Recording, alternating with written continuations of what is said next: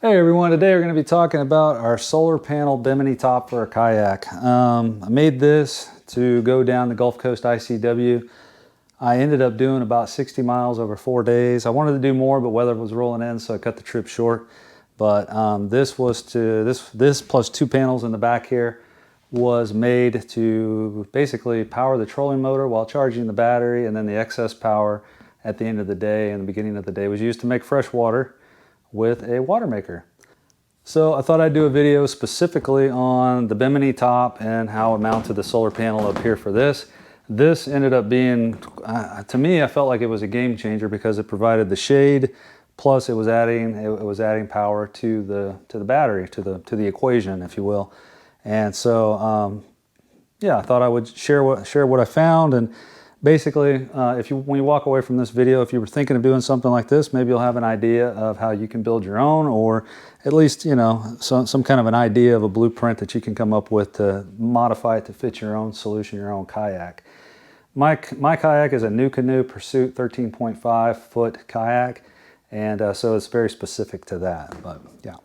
Okay, first I'd like to address a couple of concerns that people had in forums before I took off on the trip when I was posting these pictures like pre-launch.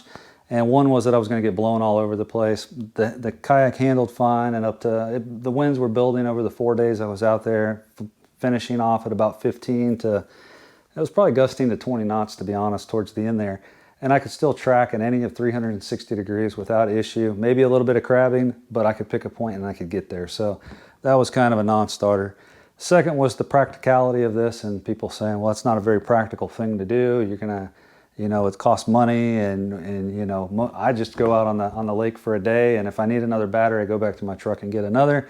But that's kind of a soda straw view of what everybody uses kayaks for. Like, not everybody just goes to a boat launch, leaves for a few hours and comes back. So if you have some kind of a unique solution where you know this is going to benefit you, please comment down below. I'd love to hear how people are using these real world, or how you think you could use it real world. That would be super awesome.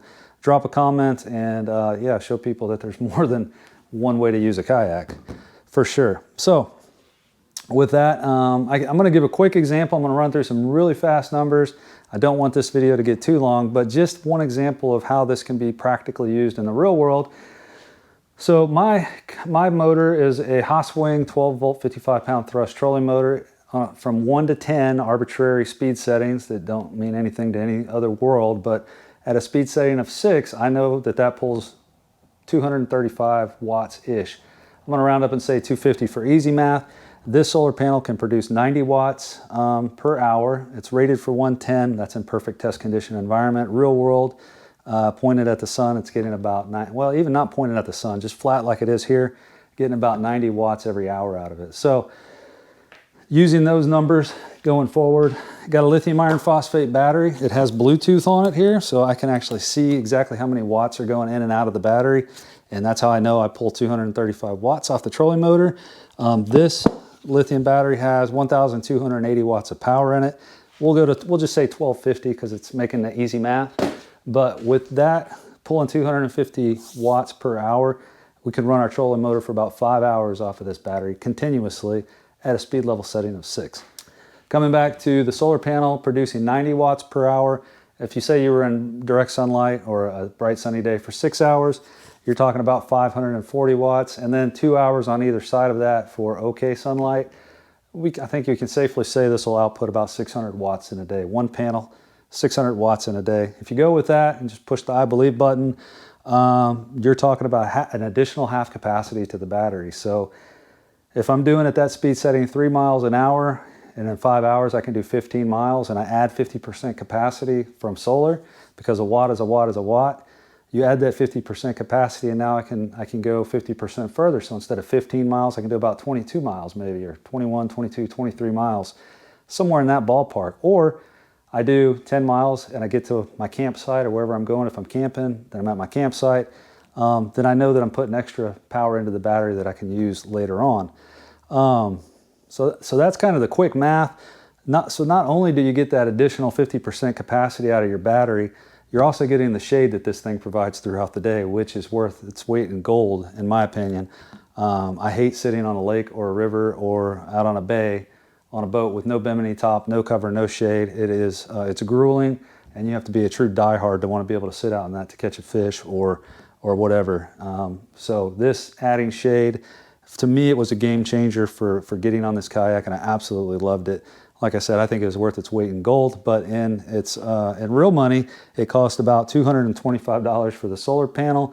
And then I did something a little different, but since we're in this world of, you know, practicality and how could you use this, I'll say if you got something like a battery box like this, a plastic battery box, and just a $20, this was 20 bucks, it's a Renogy Wonder 10 amp solar charger. You marry this up with a solar panel, and you can feed power, and I would say like mount this inside of the case. With just that extra $20, put it in the case, and you're charging your battery, and it's not a lot of extra weight. It's maybe 14 pounds for this whole setup, but you get the shade, you get the extra capacity into the battery because you're adding watts to the equation, and it's costing you all in about 250, well, it's about $250 for the electronics, and then maybe another $150 for the Bimini frame, which I'll go over in a minute. So is it worth it? In my opinion, yes. Are there applications where people can use this? I think definitely. So if you've been looking for something like this, I'll go over exactly how I did mine here now, well, pretty close to exactly how I did mine, and what I learned from it and what you might be able to take away. So all right, enough about that. Okay, we'll talk about the frame now. The top of this is just 1/2-inch PVC. It's got 4 90-degree elbows, and it's got 6 T's on it.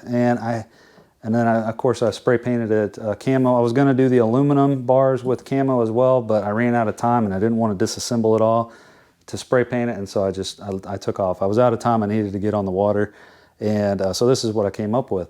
Let me point something out real quick with the solar panel. I'll come back to this. These grommets in the middle are not perfectly in the middle of this. If this is 42 inches, this is not 21. You can see 1, 2, 3, 4, 1, 2, 3, 4. They are directly in the middle of the cells, but that side is wider than this side, and so they're offset a little to this. So if you're gonna plan your build thinking that those grommets are right in the center for zip ties and stuff, you need to adjust that just a little bit. And some of the cheaper ones, some of the cheaper panels I got, they weren't even the same on the same side. It was just like somebody just picked a spot and that's where they put it. It was kind of frustrating. The sun powers are at least consistent throughout, in my experience. So, okay. So after the spray paint test fit and I got all this down and knew that the zip ties were gonna work, I glued everything together and then I spray painted it. For the aluminum pipes, this is a 36-inch aluminum pipe. It just happened to work out that was almost the perfect height to give me about 3 or 4 inches over my head, which is what I wanted. With my seat height, you may have to adjust that for your kayak, but this was exactly 36 inches, which is exactly the size they sell it at Lowe's. Home Depot was sold out, but Lowe's had these at 36.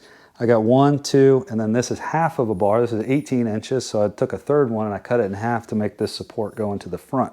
So that was pretty easy. The end caps, these are stainless steel end caps. You need 1, 2, 3, 4, 5, 6, 7, 8 of those, and then the vinyl, these vinyl, I think they're called J connectors or something like that. I'll have links in the description for all this stuff. So if you want to go buy this stuff, it's just an easy click, click, click, including the aluminum bars. I found some on Amazon. They're about 30% more, 20% more than they cost at Lowe's, but you'll be able to just click, click, click if you want. So these vinyl connectors, you're gonna need 1, 2, 3, 6 of those. So 6 of the vinyl ones, these plasticky looking ones, and then 8 of the metal stainless steel end cap pieces. And then the only other bit of hardware you're really gonna need are the feet down here, and those were, I think, $15 for the set of tube. And again, prices down below. I'll stop rattling off random prices, but just to let you know, all the prices are below. Other than that, for the fittings, these straps were pretty, what I did, I'll show you here, is I found this at Home Depot after the fact. After I bought these straps on Amazon, overpaid for them. These straps are available at Home Depot for just a couple of bucks each. They're actually pretty cheap. And they're almost exactly the same. They're, I think, 50 pound. These are luggage, I think they call them luggage straps at the store. I got the box right here. They call them 8-foot, 1-inch luggage straps, 2-pack, and it's Husky, 43-pound working load. And I think they're only like $3 or something. They're super cheap. But what I did is I took this and I cut it here, and then I put a grommet in it, and then I put a grommet on the other side, and so you end up with grommets here, and down here at the connection point on the kayak, there's a grommet, and then the snap pieces come back together here. It's very elegant. I really like the way that came out. Originally, I had the straps connected up here, but that gets way too much in the way, and you start feeling really claustrophobic.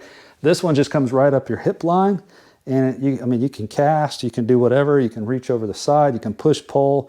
If you lean it back a little bit, this is all it takes to lean. If you want to adjust it, watch this. So come back now. And then you just tighten it up here, you tighten it up here, and it's tight again. And now look, it's leaned back a bit, and you can push, pull, you can paddle, you can do all that stuff. I did this multiple times when I was on the ICW, leaned it back so that I could paddle or push, pull, or fish, no problem whatsoever. It worked out really well. I was really, really happy with it. The only other thing I'll point out, because I don't want this video to get too crazy long, is that these straps in the front keep it from going backwards, obviously.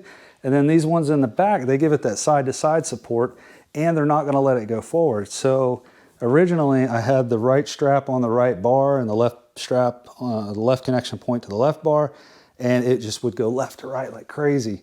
And that's what kept snapping off. I did 3D printed parts for all this before. Don't do that. That was a huge fail. I know I'm going off on a tangent here. I apologize, but this was what I bought originally. It's 3/4 inch aluminum pipe, and it's made for pressurized air handling systems for like workshops and stuff. This is not the same 3/4 inch pipe as this stuff that you get at Lowe's. It's a little bit bigger, and you can't get the end caps or these vinyl connecting pieces. You cannot get them on this tube. Don't buy this stuff. I had already spray painted it, but it comes at blue. It comes powder coated blue, and it seems like, oh man, that's going to be perfect. That was a huge fail, because then I had to 3D print parts for all of this stuff, and every one of those parts broke. If you just went like this, the 3D parts would snap and break, and I might as well have been banging my head against the wall trying to get the 3D parts to work. It just didn't work. This is way more secure and sturdy, and it's not going to break, and you can beat the heck out of it, and I haven't had anything break yet. There's set screws in all of these, which are pretty intuitive. You just put them in and you figure out the set screws, and yeah. So like I said, the straps, those are important. Other than that, I think it's pretty obvious. I mean, I just drilled holes straight through the pipe to connect to put the end caps on here, and that gives it a little bit of ability to twist and bend and flex a little. So really happy with how it came out. All of these kind of it came out to be a really nice solution. I was really happy with, and I think it came out really nice. As far as connecting to the kayak, I had connection points that it was very easy to just put some of those U-bolts on, and so that was how I connected them together. I don't know how you would do it on your kayak. You may have to come up with some way to connect the straps to the kayak. All right, that's really it. If you like these kinds of videos, please subscribe to the channel. I got some more coming on the solar panels and how I got all the electrical hooked up, powering the trolling motor. I'm going to do a video dedicated to just the trolling motor, and I hacked the foot pedal for that and some other stuff. But if you like this video specifically, smash the like button. I appreciate it. It helps with the algorithms and will make the channel famous. No, but might help other people find this tutorial. So hit the like button, subscribe, click the bell icon, and thank you for watching. I appreciate it. Again, if you think you're going to be able to use this, or you do use it, comment down below. I'd love to hear from you. And thanks for watching. We'll see you in the next video.